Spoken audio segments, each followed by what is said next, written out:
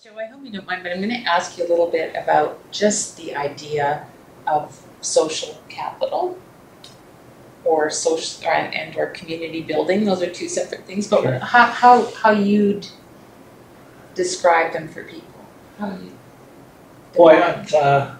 mine would probably be more of just building and connecting with the social fabric of each of our neighborhoods, of looking at neighbors, people with gifts, and looking at ways to build connections so we're building more caring communities. I think, and I don't know what the academic definition is probably, but looking at the capitals being all the people within the neighborhoods and the associations and the groups and the businesses and the people and the places, and looking at ways to build connections so we can have a more caring community for everyone.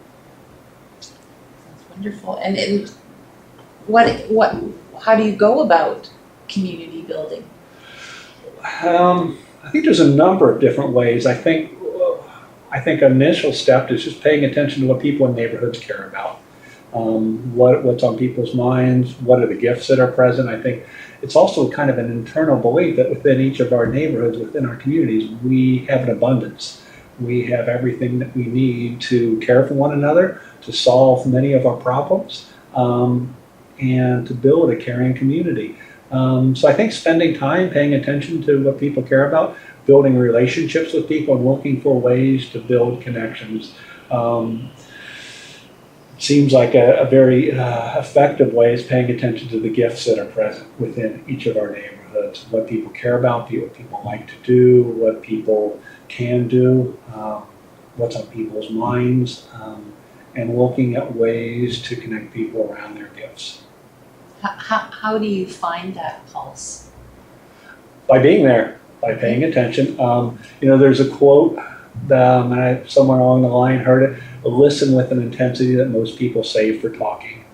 And just to be present and to pay attention. And when I first started this kind of work, I can be a very shy person, and it was very hard for me to go into neighborhoods I was new to and look at ways to build relationships. But you quickly learn that people love to talk about what they care about, to what their gifts are, and will typically talk to you for hours, if not days, about that. And relationships can build very quickly around that when you just slow down enough to be with people and listen.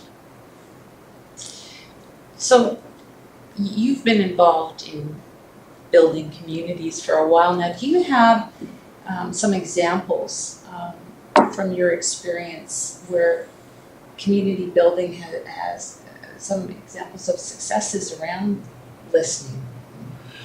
I think listening and probably overshadow the importance of perception, of looking at the lens at which you look in neighborhoods. And there was one of the first neighborhoods I started working was a neighborhood that, quite honestly, I was very apprehensive, maybe even scared of. And it wasn't typically a neighborhood that a lot of people didn't see as a neighborhood filled with an abundance of gifts. It's a neighborhood that was on our nightly on our local news, was usually something not so positive happening. And began working with a gentleman who just moved into that neighborhood of wanting to be more connected. And looking at where are the gifts, where are the people we can connect to there. And just by being present, listening to people, paying attention to what the gifts are, and finding people there to where it's almost the ripple effect of doing that's just usually immeasurable. Where I'm working with a gentleman who's passionate about helping others, find a person within a church community who's passionate about the same thing, look at a connection, and the ripple effect of that. I did a drawing once of it, and it was massive, of just the tentacles of that into different neighborhoods, to hundreds of people and citizens in the neighborhood, which was a great connection for the two of these guys, but it ended up having ripple effects all over the neighborhood. When you talk about social capital and community, how does that relate to people's daily lives in community? You know what? I'll usually do there's an activity I do when I'm meeting with groups of people that have me take me. If you're going to take me to one place in your neighborhood for an hour so I can get to know who you are, where are you going to take me? And I've probably asked this question to hundreds, if not thousands of people, and I think 3 times people have taken me to a workplace. All the other times it's been to front porch, the neighborhood coffee shop, a group that they hang out with, an art studio, the park, and the neighborhood. And it's always looking at, well, okay, why was that one place so important to you? It's usually because you're spending time with friends, family, and people you care about. And so I think that's so important to each of our lives, and looking at, we want to be around people who care for us, and that we can, and there's a reciprocity usually to this community building, where especially people who've typically been used to receiving services and maybe had very few, if any, chances to actually give. I'm always getting stuff, but now I have a chance to give based on something I care about and be around people who care about the same thing. And I think that's just huge and a great way to start. Do you have some examples of where there's been opportunities for people who, with diverse abilities, to projects or elements that you've worked with that illustrate that?